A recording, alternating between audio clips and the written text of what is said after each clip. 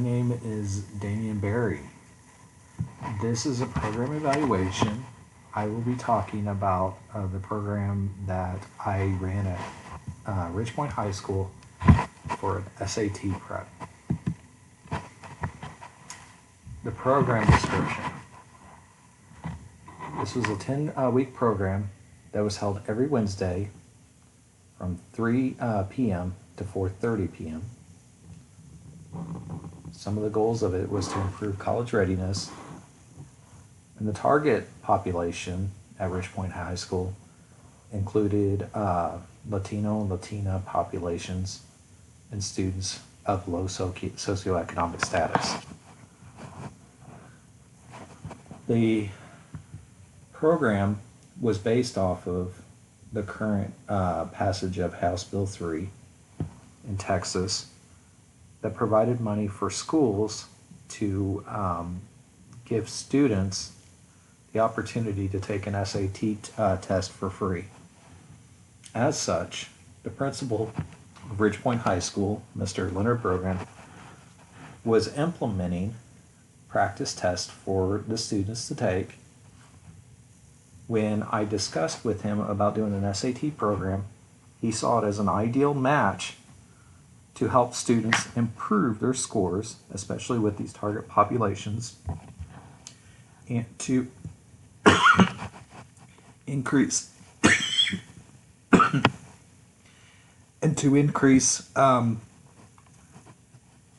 the visibility of our school within the community, and to assist with these special groups. The program was implemented at Ridge Point High School spring of 2020. It was implemented the third week of February. It was designed for both academic and social support for these programs. Although, to ensure that we are catering for all the students, the program was designed to everybody was invited with an email to these special groups, specifically their parents, to inform and educate them of the program. The program was first conceived when I had a meeting with both the math department and AVID programs to try to provide a service that would assist with students. Initially, I discussed having an SAT program.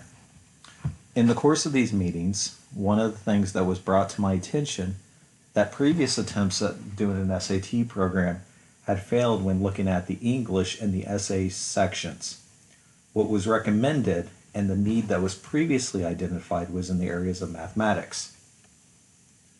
Unfortunately, in the implementation of the program was discontinued due to the coronavirus lockdown.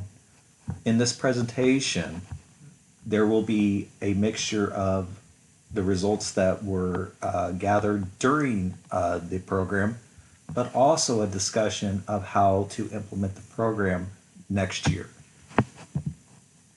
So what is the SAT? The SAT stands for Scholastic Aptitude Test. Most universities have it as a requirement for college admission. It is at least partially a reflection of college readiness. And the research suggests that students of low socioeconomic status typically score lower than their peers. So the purpose statement behind this program is to better understand the best way and to conduct an SAT program for students at Ridge Point High School, and provide a framework for the district to better support at-risk students. One of the discussions that I had with Mr. Brogan was I would provide a program evaluation that would be presented to the district for considering rolling out beyond Ridge Point High School. The first thing that we had to do before we can consider any program in our district is it needs to be aligned with the board and the district goals. If any program is not aligned, the district is not going to be open to it. So the goals that I specifically focused on in proposing this includes District Goal 1, which states that Fort Bend will provide an equitable learning environment that provides all students access to the Fort Bend ISD curriculum. District Goal 2, ensuring students own and are responsible for their learning, behavior, and progress through the Fort Bend ISD curriculum. And District Goal 3, which provides an inclusive, collaborative, and fluid learning environment with opportunities for both risk-taking and success. The program logic model. Some of the resources that needed to be considered and was included in the initial proposal included textbooks, general space to run the program, coordinating teachers, and students' tutors. The textbooks that we were looking at, there were different suggestions, and so part of this evaluation is to look at which textbooks would be the best. The coordinating teachers included me, Mr. McReynolds, and a supporting teacher in AVID. The student tutors predominantly came from AVID and the Mathematical Honor Society. Some of the activities, including developing a study plan, the weekly tutoring sessions, and the data analysis for curriculum improvement. Some of the outputs that we were looking for is the hours of tutor provided to the students, interaction of staff with at-risk students, because typically these students are not, we noticed that are not interacting very much with their teachers. We felt that this is a way to develop relationships. This is also a great opportunity for community outreach, to let these groups know that they are included in our community and that we are there to serve them. Some of the short-term goals: at-risk students developing social skills. The teachers have an opportunity to find deficiency in the curriculum. Some of the midterm goals: the students improve mathematical skills, class scores improve. I would also include developing proper attitudes. And some of the long-term outcomes includes college readiness. Students are better prepared for the SAT, and an increased chances of underprivileged students entering STEM fields. Some of the evaluation questions. Is the Fort Bend ISD curriculum aligned with the SAT? Is the proposed SAT program effective in improving student performance on the SAT? Third, is the proposed SAT program meeting the needs of Ridgepoint shareholders? So the methodology. For research question 1, the way that I'm going to tackle this is I'm going to provide a pre-test and post-test evaluation. This will include sample tests from the College Board. And what I'm hoping to do is to I aggregated the data and I broke it down, and I did that based off question type.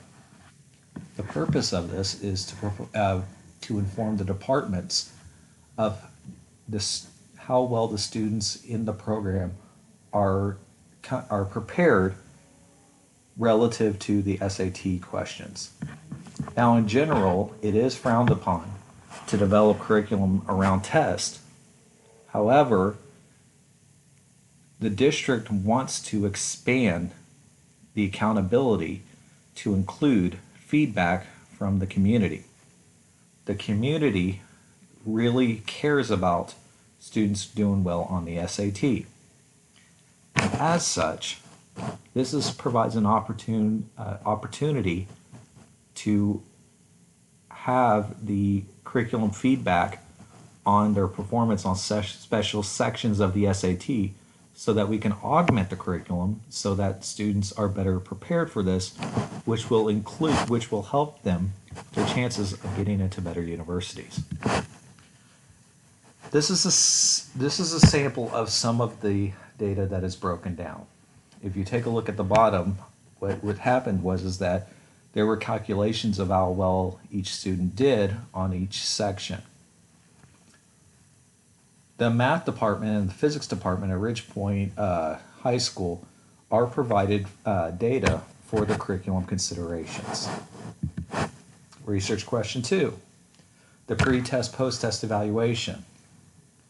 What we're looking for is that there is an increase in performance based off of the students being in the program. The analysis includes a t-test if there are more than 30 samples and a z-test if there are less than 30 samples. Currently, there were 37 responses to the pre-test. Because the program did not finish, we do not know how many post-test responses we would have because we would expect there would be some attrition. Research question 3. During every single meeting, students were provided a survey. The survey had a bunch of questions in Likert style asking about how they felt about the program, how they felt about the material, and then there was an open-ended question asking them what they thought could be used to improve the program. And so using all of these surveys over time, an analysis both of a quantitative and qualitative nature can be done of the student feedback to inform how about the effectiveness of the program and to identify opportunities for improvement. So this is a sample of the survey. So in the beginning, I gave them a couple of questions. What do you hope to get from this session? What areas do you feel particularly weak? That is to inform us why the students are coming to the program. The survey after the lesson includes: how would you rate the experience this afternoon? How would you rate the materials used in the lesson? How likely are you to return? And then finally, there's an open-ended question of what can be done to improve the program. And so to analyze the data, for research question 1, looking at general student performance, identify specific needs. That data will be presented to the different departments so that they can evaluate the effectiveness of their curriculum and how well the curriculum can identify that. Research question 2.